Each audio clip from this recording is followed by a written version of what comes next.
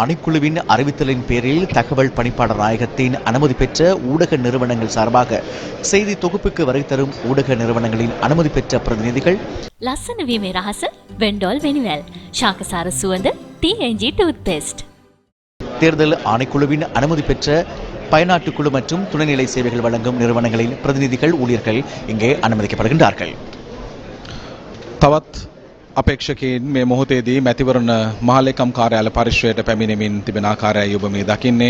ඒ අනුව මෙවර ජනාධිපතිවරණය සඳහා ඉදිරිපත් වන තවත් අපේක්ෂකයෙකු මෙවර சமர்ப்பிப்பதற்கான அனுமதி வழங்கப்பட்டிருக்கிறது. அதோடு ஆட்சேபனைகள் செய்வதற்கும் இங்கே அனுமதி வழங்கப்பட்டிருப்பதை நீங்கள் அறிந்திருப்பீர்கள். මේ මොහොතේදී ජාතික ජනබලවේගය නියෝජනය කරමින් මෙවර ජනාධිපති අපේක්ෂකයෙකු ලෙසින් ඉදිරිපත් වන අනුකුමාර දිසානායක මහතාද නාම යෝජනා පත්‍ර බාර දීම සඳහා මැතිවරණ මහලේකම් කාර්යාලයට පැමිණ තිබෙනවා. இலங்கை சமசமாஜ கட்சி போன்ற கட்சிகள் பதிவு செய்யப்பட்ட கட்சிகளாக இம்முறை கட்டுப்பணம் செலுத்தியுள்ளன. ජාතික ජනබලවේගය නියෝජනය කරමින් ජනාධිපති අපේක්ෂකයෙකු ලෙසින් ඉදිරිපත් වන අනුකුමාර දිසානායක මහතා මේ මොහොතේදී මැතිවරණ කොමිසමට නාම යෝජනා පත්‍ර බාර දෙන ආකාරය ඔබ මේ දකින්නේ. මිලියන 17.1ක ජනතාවක් මෙවර තමන්ගේ ඡන්දය ප්‍රකාශ කිරීමට 2024 වර්ෂයේ ඡන්ද හිමි නාම ලේඛනය තුලදී ඔවුන් සුදුසුකම් ලබා තිබෙනවා. සෑම වර්ෂයකම ශ්‍රී ලංකාවේ අලුතින් ලක්ෂ 2ක් මෙරට ඡන්ද ප්‍රකාශිත ගොන්නට එකතු වෙනවා. ඒ අනුව 2019 ලකුණු දීමේ පටිපාටියට අනුකූලව ඒ අපේක්ෂකයාට ලකුණු වෙන් කිරීම මැතිවරණ කොමිසම විසින් සිදු කරනු ලබනවා. ඒ අනුව ඔවුන්ගේ නෛතිකමය භාවය ඔස්සේ තහවුරු වනු ඇති. ඒ අනුවයි මැතිවරණ කොමිසම නිල වශයෙන් නිවේදනය කරන්නේ 2024 එළඹෙන ජනාධිපතිවරණයේ නිල අපේක්ෂකයින් කවුරුන්ද යන වග. இம்முறை 1 மில்லியன் மக்கள் புதிதாக வாக்களிப்பதற்கு தகுதி பெற்றிருக்கிறார்கள்.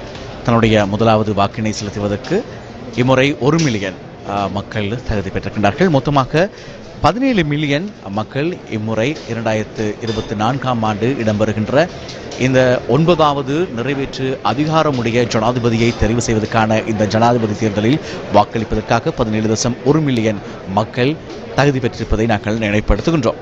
கடந்த 2019ஆம் ஆண்டை பொறுத்தமட்டிலே 15.9 மில்லியன் மக்கள் வாக்களிப்பதற்கு தகுதி பெற்றிருந்தார்கள் என்பதை நாங்கள் அறிய தருகின்றோம். அதோடு 2019ஆம் ஆண்டோடு நாங்கள் ஒப்பிட்டு பார்க்கின்ற பொழுது 41 பேர் விசேடமாக வேட்பாளர்கள் கட்டுப்பணம் செலுத்தியிருந்தாலும் 35 வேட்பாளர்கள் மாத்திரமே வேட்பு மனுக்களை சமர்ப்பித்திருந்தார்கள்.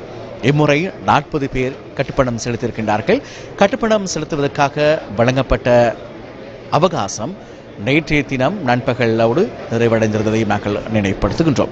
அந்த வகையிலே சுயேட்சை வேட்பாளராக 17 பேர், அங்கீகரிக்கப்படாத வேறு அரசியல் கட்சியின் சார்பில் ஒருவர், அங்கீகரிக்கப்பட்ட அரசியல் கட்சியின் சார்பில் 22 பேர் இன்றைய தினம் விசேடமாக அந்த கட்டுப்பணம் செலுத்தி வேட்பு மனுக்களை சமர்ப்பிப்பதற்காக அனுமதி பெற்றிருக்கின்றார்கள். தபால் மூல வாக்குகள் எதிர்வருகின்ற 4ஆம் 5ஆம் 6ஆம் ஆகிய தினங்களில் இடம்பெறவிருக்கின்றது. விசேடமாக அரசு துறை சார்ந்தவர்களுக்காக தேர்தல் தினத்திலே கடமைகளில் ஈடுபடுகின்றவர்களுக்காக இந்த தபால் மூல வாக்குகள் ஏற்பாடு செய்யப்பட்டிருக்கின்றன.